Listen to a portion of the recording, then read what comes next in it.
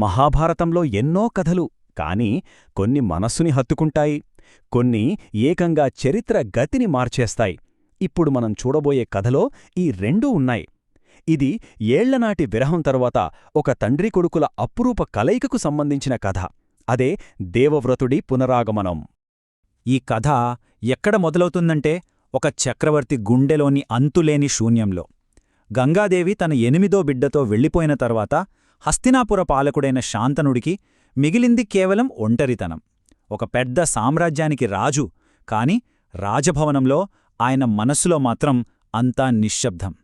శాంతనుడి ఒంటరితనం గురించి చెప్పాలంటే అది ఒక రోజుతోనో ఒక నెలతోనో పోయేది కాదు. సంవత్సరాలు గడిచిపోతున్నా ఆ గాయం మాత్రం మానలేదు. అది అతని జీవితంలో ఒక భాగమైపోయింది. రాజ్యాన్ని పాలిస్తున్నా సరే ఆయన మనస్సు మాత్రం ఎప్పుడూ గంగాతీరంలోనే ఉండేది. అలా రోజులు గడిచాయి, నెలలు గడిచాయి, సంవత్సరాలే గడిచిపోయాయి. కాని శాంతనుడి దినచర్యలో మాత్రం ఏ మార్పూ లేదు. ప్రతిరోజూ గంగాతీరానికి వెళ్లడం, తన కొడుకు జ్ఞాపకాలతో మదనపడటం, ఇదే ఆయన దినచర్య. కాని అలా వేటకు వెళ్లిన ఒకానొక రోజు ఆయన జీవితాన్నే మార్చేయబోయే ఒక దృశ్యం ఎదురైంది. అవును, ఇక్కడే మన కథ ఒక ఊహించని మలుపు తీసుకుంటుంది. ఎప్పుడూ పరవళ్లు తొక్కుతూ గంభీరంగా ప్రవహించే గంగానది ఉన్నట్టుండి ప్రశాంతంగా, నిశ్చలంగా మారిపోయింది. ఏంటిది? అసలేం జరిగింది? ఆ దృశ్యం శాంతనుణ్ణి ఒక్కసారిగా దిగ్భ్రాంతికి గురిచేసింది. ఆయన కళ్లముందు కనిపించింది ఒక అద్భుతం కాదు, అద్భుతం అనడం కంటే ఒక అసాధ్యం అనొచ్చు. అంత ఉద్ధృతంగా ప్రవహించే ఆ మహానది ప్రవాహం దాదాపు ఆగిపోయింది. ఇది ప్రకృతి సహజంగా జరిగింది కాదని, ఎవరో తన శక్తితో బలవంతంగా ఆపారని ఆయనకు అర్థమైపోయింది. ఆయన మనసంతా ప్రశ్నలే. అసలు ఏంటిది? సాక్షాత్తూ గంగా ప్రవాహాన్నే ఆపగల ధైర్యం ఎవరికుంది? ఆయన మనసంతా ఇదే ఆలోచన, ఆశ్చర్యం, కొంచెం ఆందోళన, కాని అంతకుమించి కుతూహలం, ఇవన్నీ ఆయన్ని ముందుకు నడిపించాయన్మాట. సరే, ఈ ప్రవాహాన్ని ఆపిందెవరో తేల్చుకోవాలి అని ముందుకెళ్లాడు శాంతనుడు. అప్పుడు కనిపించింది ఆయనకు ఒక తేజోమయమైన యువకుడి రూపం. అక్కడ సరిగ్గా నది మధ్యలో చేతిలో విల్లంబులతో ఒక యువకుడు నిల్చొనున్నాడు. అతని ముఖంలో ఏదో తెలియని దైవికమైన తేజస్సు. ఆ నిల్చున్న తీరులోనే ఒక రాజసం, ఒక ఆత్మవిశ్వాసం కొట్టొచ్చినట్టు కనిపిస్తున్నాయి. అసలు విషయం తెలిసాక శాంతనుడు అక్షరాలా నివ్వెరపోయాడు. ఆ యువకుడు చేసిందేంటంటే కేవలం తన బాణాలతో ఒక గోడలాంటిది కట్టి గంగా ప్రవాహాన్నే ఆపేశాడు. ఇది మామూలు యోధులు చేసే పని కాదు. దీని వెనుక దివ్యమైన శక్తి, అపారమైన తపస్సు ఖచ్చితంగా ఉండితీరాలి. ఇక ఆగలేకపోయాడు శాంతనుడు. నేరుగా యువకుడి దగ్గరికి వెళ్ళి అడిగాడు, అబ్బాయ్, ఇంతటి శక్తిమంతుడివి, అసలు నువ్వెవరు? శాంతనుడు అడిగిన ప్రశ్నకు ఆ యువకుడు జవాబిచ్చేలోపే ఉన్నట్టుండి నదిలోంచి ఒక ప్రకాశవంతమైన కాంతి పైటి వచ్చింది.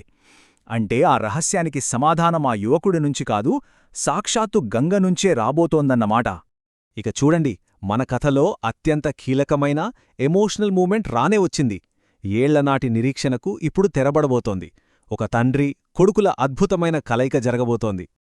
ఆ కాంతిలోంచి సాక్షాత్తు గంగాదేవి ప్రత్యక్షమైంది. శాంతనుడి వైపు చూసి ప్రశాంతంగా అంది, రాజా, ఇతను వేరే ఎవరో కాదు, ఇతనే నీ కుమారుడు దేవవ్రతుడు. ఆ ఒక్క మాట చాలు.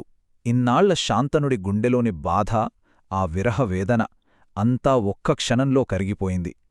కళ్లముందు నిల్చున్నది తన కొడుకే, తన వారసుడే అని తెలిసాక ఆయన ఆనందానికి హద్దుల్లేదు.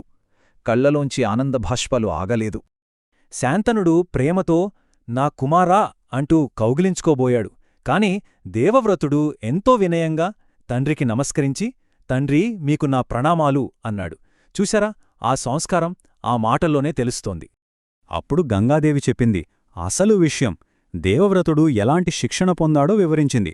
వశిష్ఠుడి దగ్గర వేదాలు, బృహస్పతి దగ్గర రాజనీతి, సాక్షాత్తు పరశురాముడి దగ్గర అస్త్రవిద్య, ఇలా అన్ని విద్యల్లో ఆరితేరాడు. అంటే అతను కేవలం ఒక యోధుడు మాత్రమే కాదు, ఒక గొప్ప పండితుడు, ఒక ధర్మవేత్త కూడా. భవిష్యత్తులో అతను తీసుకోబోయే ఆ కఠినమైన నిర్ణయాలకు, అతని ధర్మనిరతికి ఈ శిక్షణే పునాది అన్నమాట. సో ఈ కళయికతో ఒక కథ ముగిసిందనుకుంటే పొరపాటే. నిజానికి మహాభారత గతిని మార్చేయబోయే ఒక మహావీరుడి ప్రయాణానికి ఇది కేవలం ఆరంభం మాత్రమే. ఇక తన కర్తవ్యం పూర్తయింది. కుమారుణ్ణి తండ్రికి అప్పగించి గంగాదేవి అంతర్ధానమైంది. శాంతనుడైతే తన వారసుణ్ణి ఎంతో గర్వంగా సంతోషంగా రాజధాని హస్తినాపురానికి తీసుకుని వెళ్లాడు. ఇక హస్తినాపురంలో పండగ వాతావరణం. ప్రజలందరి జయజయధ్వానాల మధ్య శాంతనుడు దేవవ్రతుడిని ఆ రాజ్యానికి యువరాజుగా ప్రకటించాడు. ఇన్నాళ్లు వారసుడు లేని ఆ రాజ్యానికి ఒక కొత్త వెలుగు వచ్చినట్టయింది. అయితే హస్తినాపురానికి యువరాజుగా అడుగుపెట్టిన ఈ దేవవ్రతుడు దేవవ్రతుడుగానే మిగిలిపోలేదు. చరిత్ర ఎప్పటికీ మర్చిపోలేని ఒక మహాశక్తిగా మారాడు. తన తండ్రి సంతోషం కోసం, ఆ రాజ్యం కోసం ఆయన చెయ్యబోయే ఒక భీషణమైన ప్రతిజ్ఞ, అదే అతన్ని దేవవ్రతుడి నుంచి భీష్ముడిగా మార్చింది. ఆ త్యాగానికి, ఆ ధర్మ సంకటానికి అదే నాంది. సో ఆయన కథ ఇక్కడ ముగియలేదు, అసలు కథ ఇప్పుడే మొదలైంది.